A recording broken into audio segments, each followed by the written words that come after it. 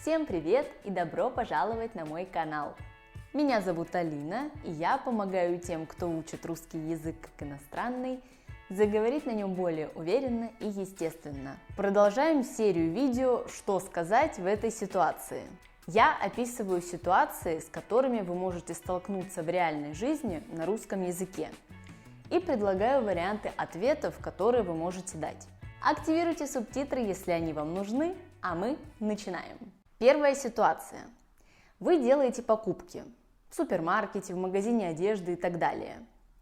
Вам пробивают товар, вы оплачиваете его наличными, и когда вам выдают чек и сдачу, вы понимаете, что сдачи должно быть больше, то есть продавец ошибся. Как ему об этом можно сказать? Извините, мне кажется, здесь должно быть больше. И показать деньги, чтобы было понятно, что вы говорите о них. Извините, можете, пожалуйста, проверить сдачу? Мне кажется, здесь не хватает. Или мне кажется, она должна быть больше. Или, если вы знаете точную сумму сдачи, то можете назвать конкретную цифру. Извините, здесь должно быть 500 рублей, а вы мне дали 300. А может быть такое, что вам показалось, что неправильно посчитали сдачу, но на самом деле все верно. Так вот, когда продавец докажет вам путем подсчетов, что все в порядке, в этом случае нужно извиниться и признать ошибку. Вы правы, извините, все верно. Я ошиблась, извините. Я, кажется, ошиблась, прошу прощения. Точно, прошу прощения, я не так посчитала. А теперь представим, что вы пробиваете товары на кассе самообслуживания, и у вас что-то не получается. Возможно, технические проблемы с кассой, а возможно, вы что-то неправильно делаете. Как правило, возле кассы или неподалеку от нее стоит сотрудник магазина, который помогает, поэтому у него можно попросить помощи. Извините, можете мне помочь? Почему-то не пробивается товар. Прошу прощения, а с кассой все в порядке? Не могу пробить товар. Помогите мне, пожалуйста. Может быть, я что-то не так делаю, но у меня не пробивается товар. И так далее. Следующая ситуация у нас тоже в магазине или на рынке, где вы покупаете продукты. Перед тем, как что-то купить, вы хотите это попробовать. Например, сыр, который вы никогда раньше не ели. Не везде можно пробовать продукты перед их покупкой, поэтому вам нужно спросить у продавца, есть ли там такая опция. Извините, а можно попробовать этот сыр? А у вас можно попробовать сыр перед покупкой? Или если вы видите стойку, например, на которой лежат нарезанные кусочками продукты, сыры, колбасы, еще что-то, тогда вы можете подойти к ней, и если там кто-то стоит, спросить: «Я могу попробовать?» И еще одна ситуация из магазина, только теперь из магазина одежды. Вы не можете найти нужный цвет или размер той модели, которую вы примеряли. Вы, первое, можете спросить, есть ли эта вещь с нужными вам параметрами на складе. Такое может быть, что ее нет в зале, но на складе она есть. Или спросить, есть ли нужный вам размер в другом филиале этого магазина.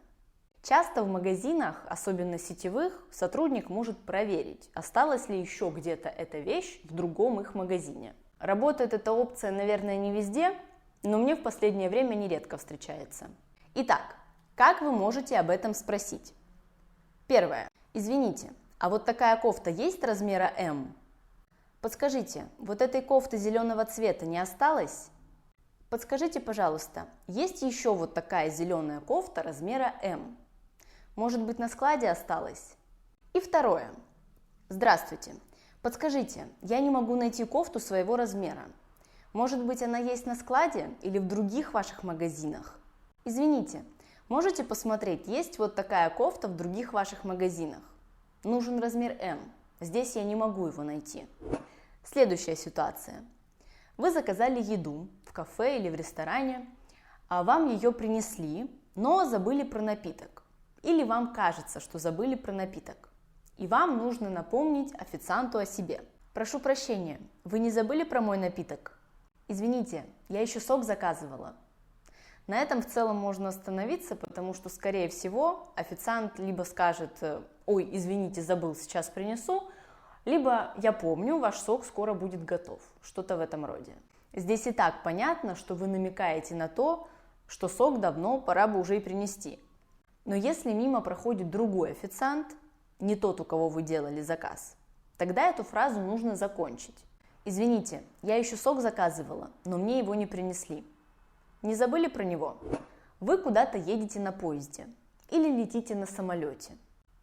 И когда заходите в, пусть это будет самолет, обнаруживаете, что кто-то занял ваше место.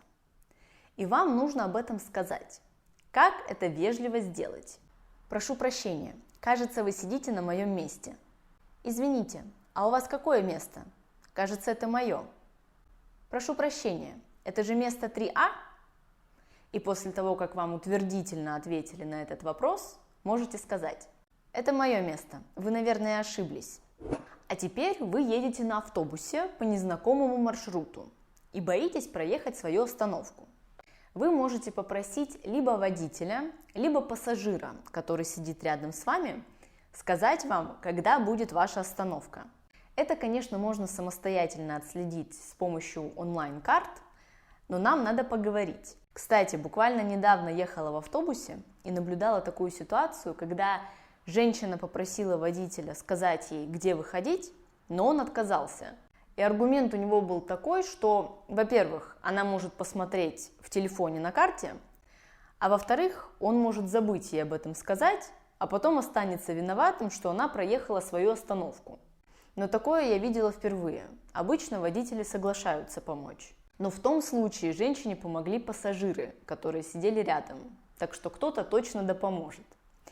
Как нам об этом можно попросить? Извините, можете сказать, когда будет остановка Лесная? Я в первый раз еду по этому маршруту, боюсь ее проехать.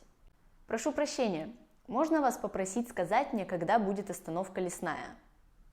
Подскажите, а долго еще до остановки Лесная? Чаще всего на это отвечают «я вам скажу» или «подскажу, когда мы к ней подъедем». Ну и, конечно, когда вам согласились помочь, нужно обязательно поблагодарить человека.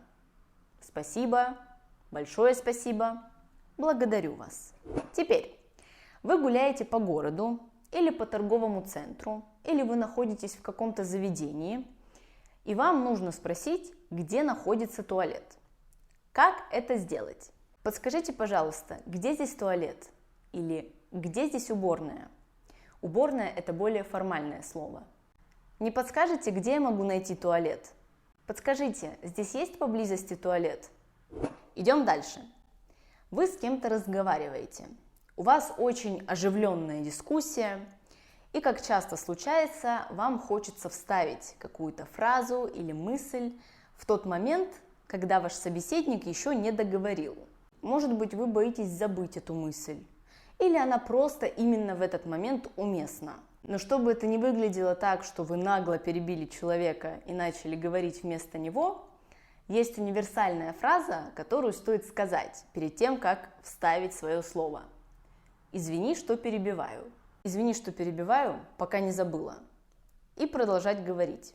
Или «да, у меня тоже такое было». «Извини, что перебиваю» и так далее. То есть в подобном контексте эта фраза звучит как знак вежливости. Я понимаю, что ты еще не закончил. Буквально пара секунд, и ты продолжишь. И последняя ситуация. Вы услышали или узнали что-то очень неожиданное от своего собеседника. Что-то, чему вы очень сильно удивились и во что не можете поверить, или во что сложно вериться. И вот фразы, которые помогут на это отреагировать. Да ну, не может быть. Эти две фразы можно сказать как вместе, так и по отдельности. Да ладно, я в шоке.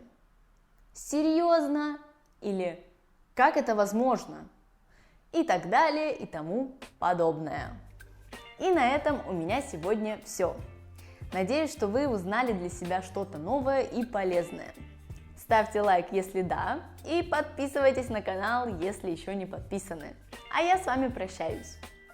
Спасибо, что смотрели. Увидимся в следующем видео. Пока-пока!